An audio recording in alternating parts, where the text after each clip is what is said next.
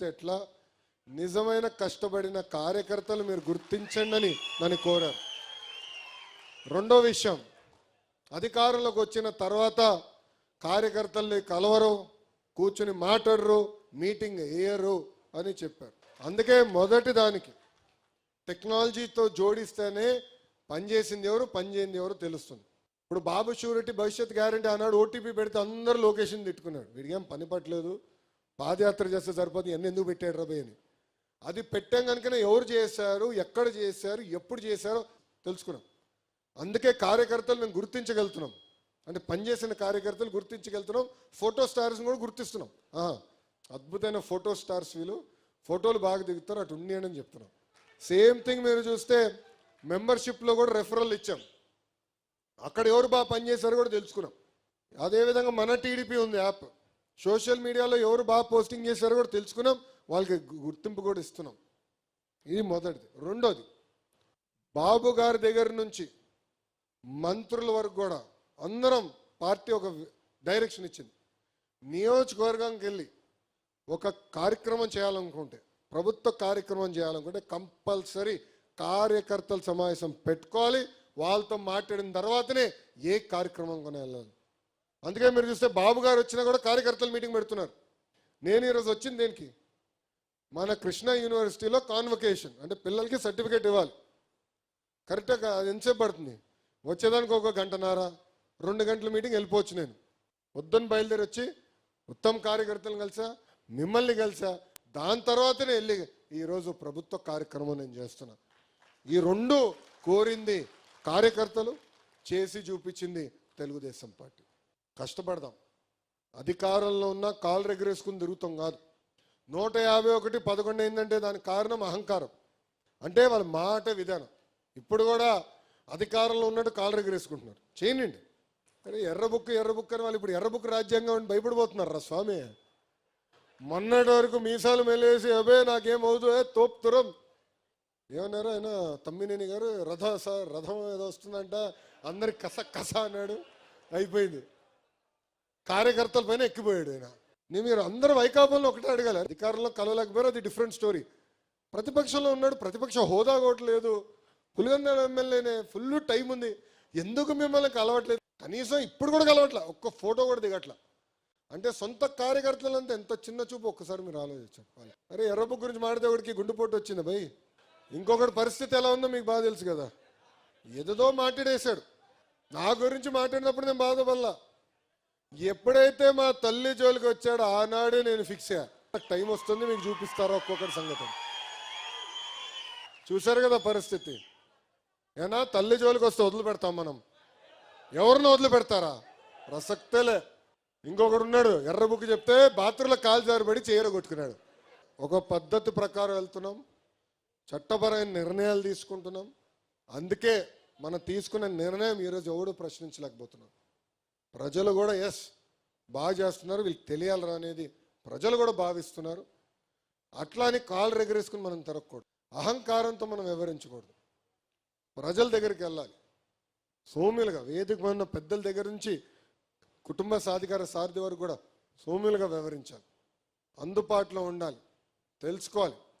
దేవుడు కూడా అందరి కోరికలు తీర్చలేడు, కానీ మనవంతు మనం ప్రయత్నించాలి. ఇప్పుడు రవణ అనేక అద్భుతమైన కార్యక్రమాలు చేస్తున్నారు, నియోజకవర్గంలో కూడా బాగా జరుగుతున్నాయి.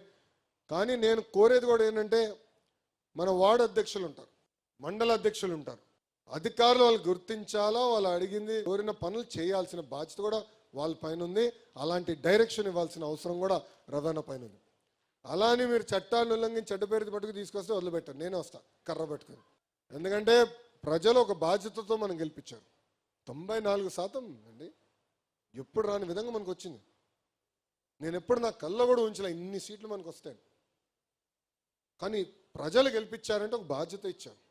సో ఒళ్ళదేరు పెట్టుకుని అందరం పనిచేయాలా, కష్టపడాలా, వాళ్ళ సమస్యలు మనం పరిష్కరించాలా, ఆ దిశగా మనందరం పనిచేయాలని ఈ సభాముఖంగా నేను కార్యకర్తలందరినీ నేను కోరుకుంటూ 2 విషయాలు ప్రధానంగా నియోజకవర్గానికి వచ్చగల 2-3 విషయాలు చెప్పదలుచుకున్నా. అభివృద్ధి కార్యక్రమాలు అన్నీ జరుగుతారా స్వామి, డ్రైన్లు, రోడ్డు, అది నిరంతర ప్రక్రియ మన పార్టీలో, అది ఎట్టుకో చూసుకుంటాం. కానీ ఈ మీటింగ్ కార్యకర్తల గురించి కనుక మాకున్న సమాచారం మేరకు సుమారుగా 29 కార్యకర్తలపైన పార్టీకి ఇచ్చిన సమాచారం మేరకు 29 మంది కార్యకర్తలపైన దొంగ కేసులు పెడతాం జరిగింది. ఇప్పటికీ 20 కేసులు తీయేస్తాం జరిగింది. ఆ 9 కేసులు ఏదైతే ఉందో అది ఎందుకంటే ఛార్జ్ షీట్ వేసినవి కొన్ని ఉంటాయి, ఆల్రెడీ ట్రయల్కి వెళ్ళినవి కొన్ని ఉంటాయి. అవన్నీ కూడా ఒక పద్ధతి ప్రకారం మేము ఫాలోఅప్ చేసుకుని డిసెంబర్ నాటికి అన్ని కేసులు కూడా తీపిచ్చే బాధ్యత తెలుగుదేశం పార్టీ తీసుకుంటుంది. గతంలో పనిచేసినప్పుడు ఉపాధి హామీ కానీ అన్ని బిల్స్ పెండింగ్ ఉన్నాయి. దాదాపు 90% మనం క్లియర్ అయింది. 10% పెండింగ్ ఉంది. పెండింగ్ కూడా ఎందుకుందో 2 విషయాలు ప్రధానంగా. దాంట్లో కొన్ని వర్కులు చేసిన వర్కులు ప్రీ క్లోజ్ అయిపోయినాయి, పనులు అవసరం లేదని కేంద్ర ప్రభుత్వానికి వాళ్ళు లేఖ రాసిగల అది లాక్ చేస్తారు. సో పేమెంట్ చేయలేకపోతున్నాం. కేంద్ర మంత్రి గారితో స్వయంగా బాబు గారు మాట్లాడారు. దానికి ఒక విధానం ఎతికి దాన్ని ఎట్లా చేయాలని దానిపైన కొంత వర్కౌట్ చేస్తున్నాం.